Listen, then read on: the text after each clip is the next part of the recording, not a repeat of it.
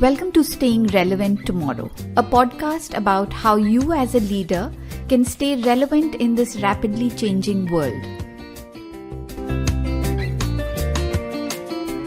Each week, we deliver key insights and ideas that will help you embrace change and stay ahead of the competition.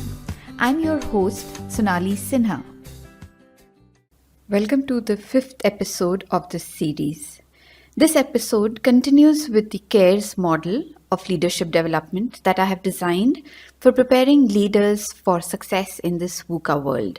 CARES is an acronym where C stands for credible, A for adaptive, R for resolute, E for emotionally intelligent, and S for sense-making. I talked about being credible and adaptive in the 3rd and 4th episodes, and in this episode, I want to talk about why it's important for a leader to be resolute. The dictionary meaning of resolute is being admirably purposeful, determined, and unwavering. A resolute person has the courage to act with conviction in the face of uncertainty and risk. In this VUCA world where there is constant change in the environment that we operate in, there can be many distractions, disruptions, and disappointments. You may start the year with a well-thought-out plan, but something could derail it completely, like the current pandemic, for instance. How do you respond to that as a leader? What gives you direction? What keeps you going? These are some questions to ponder over to understand your style of thinking, decision-making, and the strength of your resolve. So what happens if you're not resolute as a leader? Leaders who are hesitant about doing the hard but right things will often fall short of getting the organizational results that they desire. They may get pulled in different directions at different times and end up giving confusing signals to their employees. By not making the hard choices, they may even encourage their teams to stay within their comfort zones.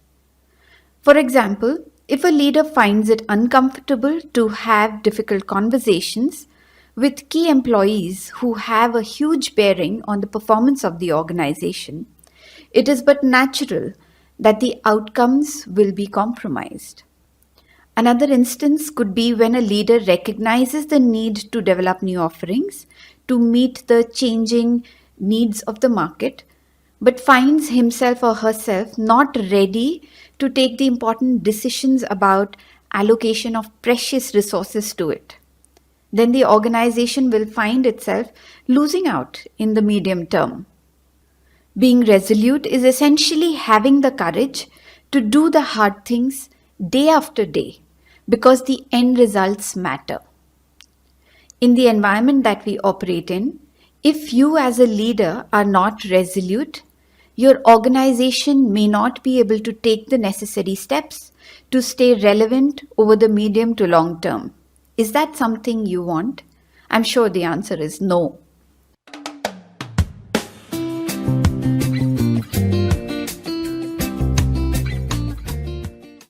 So what characteristics make a leader resolute? I believe that being clear about your purpose and the purpose of your organization is the essential starting point for dealing with changes in the VUCA world. There are many paths to take to get to your destination, but unless the destination is clear, you're unlikely to get there. The second aspect of being resolute is to be sharply focused on your destination at all times while remaining flexible in your ability to respond to changes in the market. Many things will compete for your time and attention as a leader. Not getting distracted by things on the margin will require discipline and focus on what matters. This is what will keep your organization on track and moving towards its destination. The third aspect of being resolute is to remain steadfast and unwavering, which means that when faced with challenges and hard knocks, You, as a leader, don't give up on your destination. You stay resilient and determined to move towards your destination. So, how can you become more resolute as a leader? Basically, you need to work on three areas: one, clarity of purpose; two, focus; and three, resilience. Let's talk about clarity of purpose. When I talk of purpose, I'm talking at two different levels. One is your purpose as an individual and as a leader, and the second is the purpose of your organization. Having clarity at both levels can really boost your ability to live your purpose and achieve success. Let's talk about your purpose as an individual. What gives your life meaning? What gives you a sense of fulfillment? What brings out the best in you? What makes you feel engaged and challenged meaningfully that while doing it you can lose track of time? To figure out your purpose as an individual, it is important to know your values, motivators, and your strengths. Your purpose basically emerges from self-awareness. So, what are values?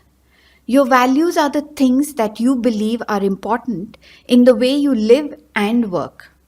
When you don't know what your values are, then you are essentially taking on the values of other people and living by other people's priorities instead of your own. Let's take an example. Suppose you value transparency and open communication, but the environment that you work in, people don't really share things openly. They work in silos and like to withhold information because information is seen as a means of power. How will this situation make you feel? Believe me, you will be really uncomfortable because for you, transparency is very important. Let's look at another situation. Suppose you value integrity, but believe that to be successful in your business, you need to adopt unethical ways. Do you think you will be able to work towards success? No. You will somewhere hold yourself back because integrity is important for you. You will experience a sense of dissonance. So, becoming aware of your core life values can help you make decisions that are aligned with your values. This will make it easier for you to make choices in life and at work.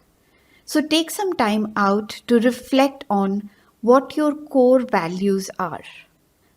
Next, to figure out what motivates you, explore why you do what you do. What kind of activities inspire you the most? What kind of things are you willing to struggle for? What makes you feel alive? For different people, different things motivate them. For example, some people are motivated by a sense of achievement when they overcome challenges. Others are motivated by how people around them perceive them. And yet others are motivated by a sense of power or control over their own destiny or over others. So it's important for you to figure out what really motivates you. Think of this. If you enjoy solving technical challenges but find yourself spending all your time and energy in managing others, you might feel totally drained and lacking in motivation. If you value being appreciated, but your organization prefers to only reward you financially, you will feel demotivated despite doing well financially. So, finding out what motivates you can help you choose to focus on what energizes you. So, figure out what motivates you. Finally, what are your strengths? Your strengths are the things that come naturally to you. Because they come easily to you, sometimes it can be difficult to identify them as your strengths. In fact, you may have strengths that you don't even recognize as strengths. For instance, a deep level of empathy, a can-do attitude, or the ability to learn things very quickly. There could be strengths like these that you possess, but you're not fully aware of. So, the best way to figure out your strengths is to reflect on your successes and identify what within you helped you be successful. You can also ask your colleagues, friends, and family about what they think your strengths are.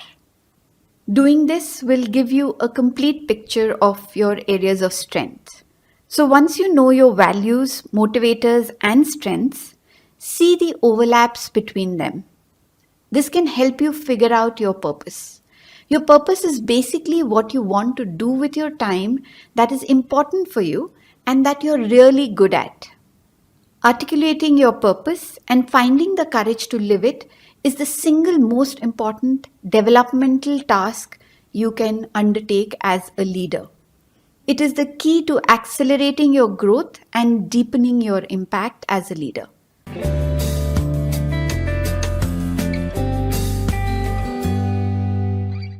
Once you have clarity about your own purpose, articulate the purpose of your organization.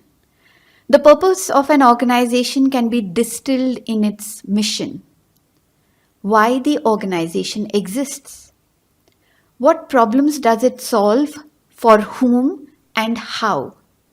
However, having a mission statement that exists only on paper and not in the minds and hearts of the employees is of no use. Try to articulate the purpose of the organization in very simple, personal language that anyone can understand and that employees can relate to and take pride in. For instance, look at Google's mission to organize the world's information and make it universally accessible and useful. Another example is that of TED Talks. It is as simple as spread ideas. Yet another example is that of Kickstarter, which says to help bring creative projects to life. Such simple and yet powerful organizational purpose can align employees and help you as a leader focus on your destination. While these strategies and organization structures keep changing in response to changes in the market, the purpose of the organization tends to be enduring and can keep organizations on the right track. So that's all about getting the clarity of purpose. The next area to work on is focus. Like what you hear so far? Make sure you never miss an episode by clicking the subscribe button now. Thank you for your support. Now back to the show. Directing attention towards where it needs to go is a key role of leadership. Leadership talent lies in the ability to shift attention to the right place at the right time by sensing the trends and opportunities that are emerging.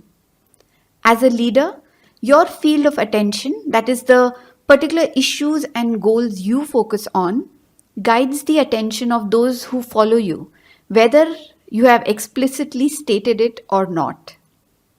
People around you make their choices about where to focus based on their perception of what matters to you as a leader. This ripple effect puts an extra load of responsibility on you as a leader. You are guiding not just your own attention, but to a large extent, the attention of everyone else as well. When Steve Jobs returned to Apple in 1997, after having been ousted in 1984, he found that the company had a plethora of products, computers, peripheral products for computers, and 12 different types of Macintosh. The company was floundering. His strategy was simple: focus.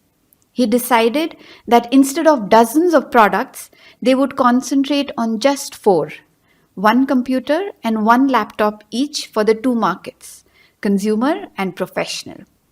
He saw that deciding what not to do is as important as deciding what to do. And the rest is history. Being able to focus on what is important is the hallmark of a resolute leader. So take time to reflect on where your attention is and how it's impacting your organization. choose to focus your attention on the organizational purpose, and you will see everything fall in place. That brings us to the third area of work, resilience. Every leader faces adversity. The test of your leadership is not whether you will face challenges, but in how you will respond to them and how quickly you can put them behind you. Your strength is not developed in adversity, it is rather revealed in adversity. The strength that gets you through adversity is developed over a period of time and is a kind of maturity factor of your leadership. So, as a leader who is resolute, you will not back down in adversity, but will see it as just another milestone in your growth as a leader.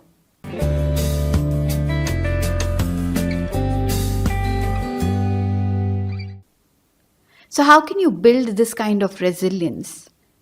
In this VUCA world where crisis, industry volatility, societal shifts, or workplace pressures result in stress, it is very important to think about how to increase your resilience, the ability to bounce back from obstacles and setbacks.